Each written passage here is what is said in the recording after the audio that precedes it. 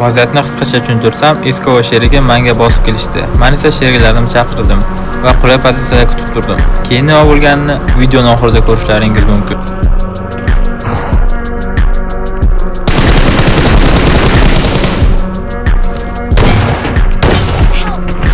Videoni shu yergacha ko'rgan bo'lsangiz, videoga like bosib, kanalimga podpiska bo'lib qo'ying.